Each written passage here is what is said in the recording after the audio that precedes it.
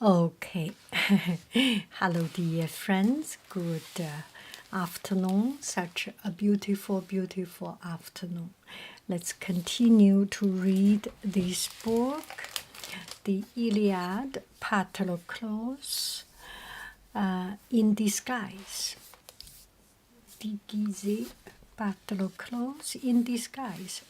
Patroclus was still looking after Eurypylus.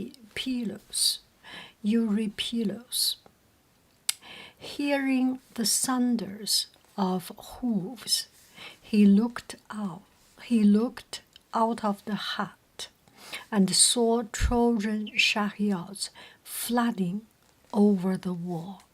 He jumped up. "I can't stay here," he said. "I must go back and persuade Achilles to fight before it's too late."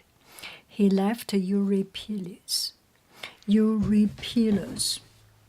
and raced back along the beach as the Greeks lost even more ground. Now the Trojans were almost at the ships. Ajax was in the front line, fighting the hardest battle of his life. But he knew he couldn't keep the Trojans away from the ships with his normal weapons. He needed something much bigger, something extraordinary, like. Suddenly, he saw how to do it. Stepping back from the battle line, he scrambled aboard one of the ships. On the deck was a great pole, more than 12 meters long. 12 meters long, something like 12 yards. 12 yards. More than 12 meters long. Heaving it up, he swung it. He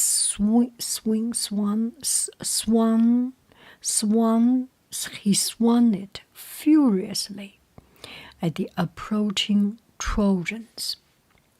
It knocked a dozen of them off their feet. A dozen of them.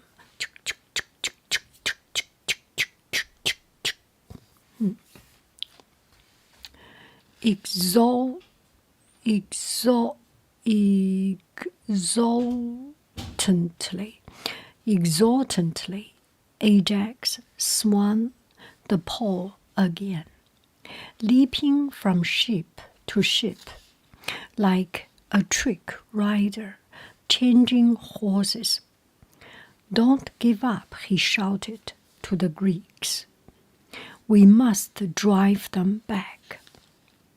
But Hector was shouting too, bellowing above the noise of the battle. Dodging Ajax's pole, he managed to struggle right up to one of the ships.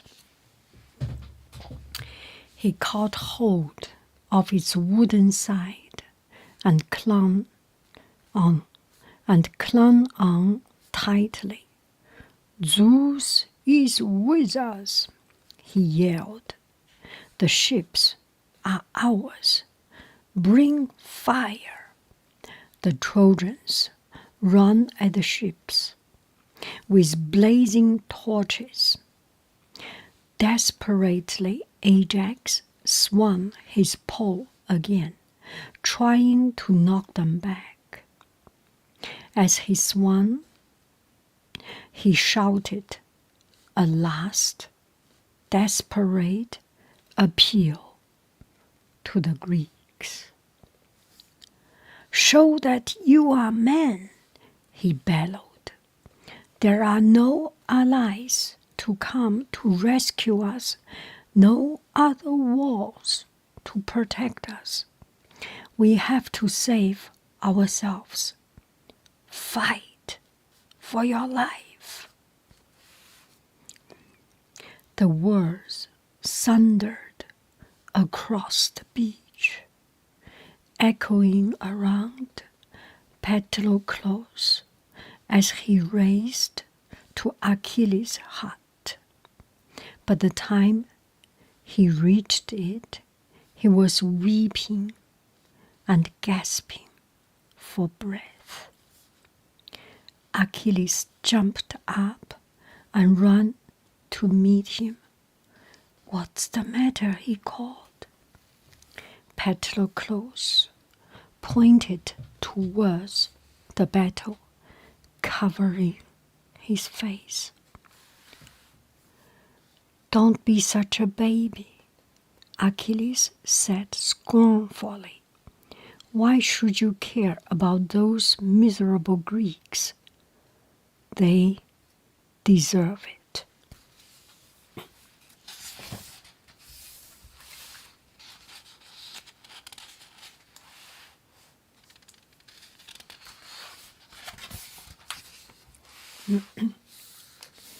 "Our countrymen are being slaughtered," Patroclus shouted. "All our champions are wounded. Diomedes, Agamemnon, Odysseus, all of them. And still you won't help. What's the matter with you?" Achilles turned away without answering. Patroclus touched his arm. "If you won't fight, let me go in. Let me go in your place. I can borrow your armor and lead the Myrmidons into battle. If the Trojans think it's you, they may give up and retreat." That tore at Achilles' heart. "You know what the matter is," he cried.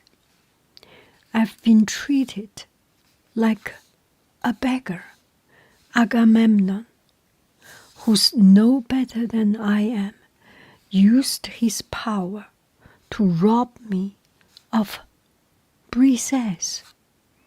I want to see him beaten and groveling so that my honor is restored." Honor. This is about honor. He mistreated me. He disrespected me. I need my honor. But now the Trojans are here, and how can I let them burn the ships?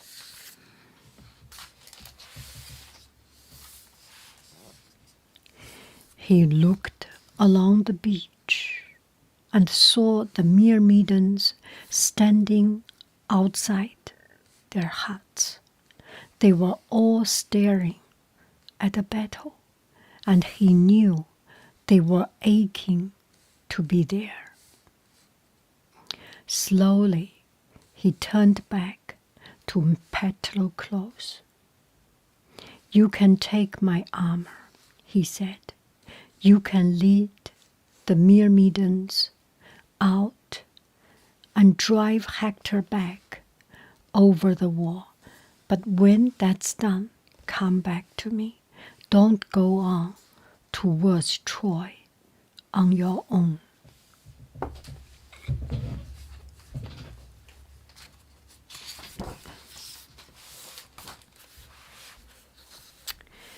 As he spoke, there was a clatter of stones from further down the shore. Ajax was still swinging at the Trojan, but now they were replying with rocks But now they were replying with rocks. He was holding his shield up on one arm to fend them off, but he looked exhausted. Hector darted in suddenly, slashing at the giant pole. It snapped off, and Ajax was left with a useless stump on his hand.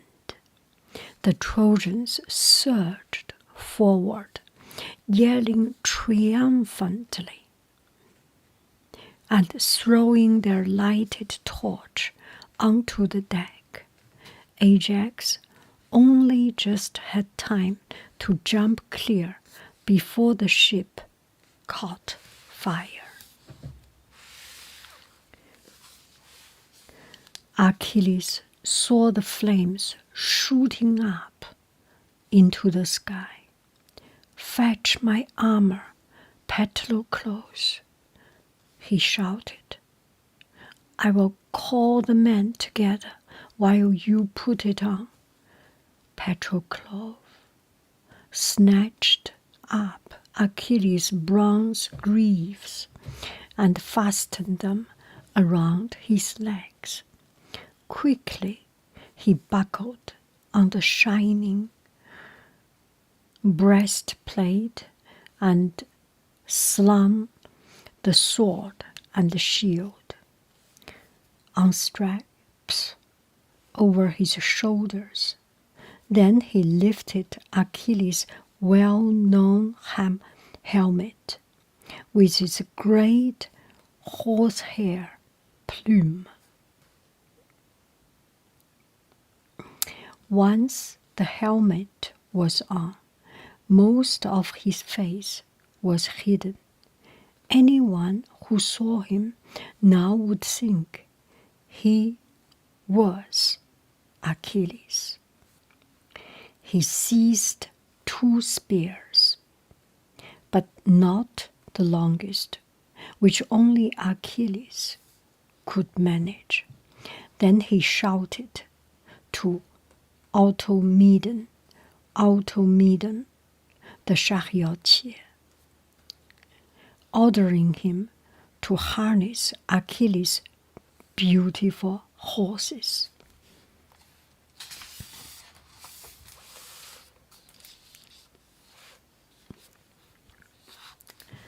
Xanthus and Balius were no ordinary horses. Their mother had mated with the west wind himself, and they were immortal. They pawed at the ground and tossed their heads, eager to join the fight.